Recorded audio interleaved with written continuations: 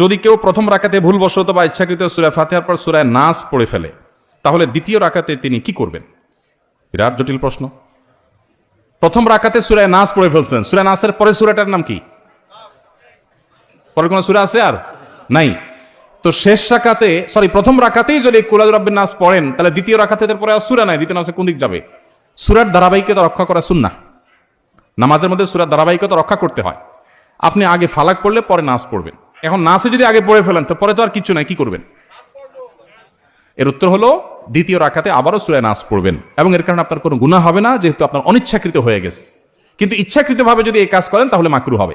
তাও নামাজ হয়ে যাবে, নামাজটা ত্রুটিপূর্ণ হবে, নামাজটা একটা ত্রুটিযুক্ত হয়ে গেল, মাকরুহ হয়ে গেল। অতএব যদি কেউ প্রথম রাকাতে কোনো কারণে সূরা নাস পড়ে ফেলেন, দ্বিতীয় রাকাতে আবার তিনি সূরা নাস পড়বেন।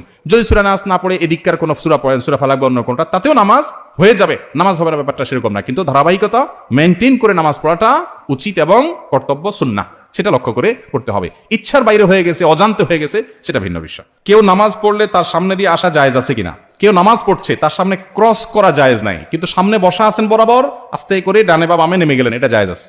দুইটা কিন্তু দুই জিনিস।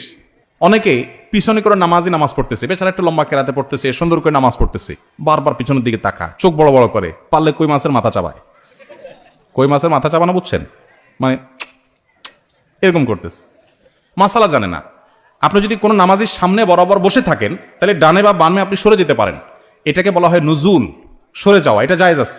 মুরুর হলো না জায়েজ। মান মাররা বাইনা ইয়াদাইল মুসাল্লি, হাদিসের ভাষ্য। মুরুর মানে হলো ক্রস, অতিক্রম, এক পাশ থেকে আরেক পাশে যাওয়া, এটা না জায়েজ।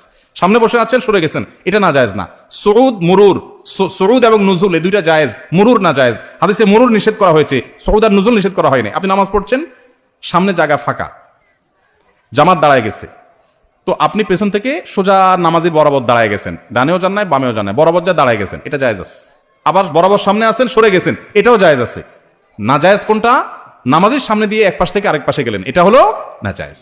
অতএব যত দেরি হোক, যত কষ্ট হোক, সবর করবেন এবং ক্রস করবেন না। আর যিনি নামাজে দাঁড়াবেন, তারও দায়িত্ব হলো যে মানুষের চলাচলে ব্যাঘাত হয় এরকম কোনো জায়গায় নামাজের নিয়ত করবেন না। এখন জামাতে নামাজ এক দুই রাকাত ছুটে গেছে, বেচারা সেগুলো আদায় করতেছে, তার তো কিছু করার নাই। এক্ষেত্রে সামনে মুসল্লিরা হাঁটাহাঁটি করবে না। অনেক সময় দেখা যায় নামাজিরা এক দুই রাকাত মিস করেছেন, মাসবুক হয়েছেন, তারা নামাজ পড়ছেন, আর বাকিরা উঠে হাঁটাহাঁটি শুরু করছে নামাজের সামনে দিয়ে। নবী সাল্লাল্লাহু আলাইহি ওয়াসাল্লাম বলেছেন, নামাজি ব্যক্তির সামনে ক্রস করা, হাঁটাহাঁটি করা, এটা কত বড় অপরাধ, এর শাস্তি কত জঘন্য হবে, এটা যদি মানুষ জানতো, 40 পর্যন্ত মানুষ অপেক্ষা করতো। 40 বলতে 40 দিন না বছর, সেটা নবী সাল্লাল্লাহু আলাইহি ওয়াসাল্লাম বলেন নাই। তাহলে বোঝা গেল যে ক্রস করা, অতিক্রম করা জায়েজ নাই।